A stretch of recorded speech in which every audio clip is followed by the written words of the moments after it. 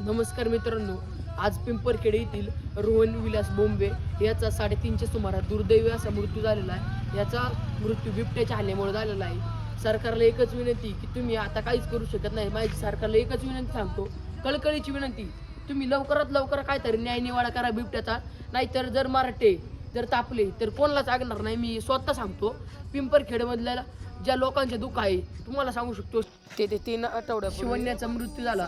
शिवण्य ही 5 वर्षाची मुलगी होती, तिचा सुद्धा दुर्दैवी असा मृत्यू झाला। चुलत भाऊ रोहन विलास बोंबे याचा तिथे दुर्दैवी असा मृत्यू झाला। जांबूतमध्ये 1-2 आठवड्यापूर्वी आजीचाही मृत्यू झाला।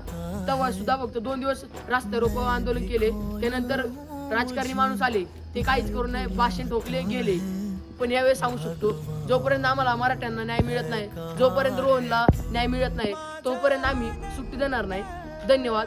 रोहन बाळा, मिस यू। भावपूर्ण श्रद्धांजली तुला।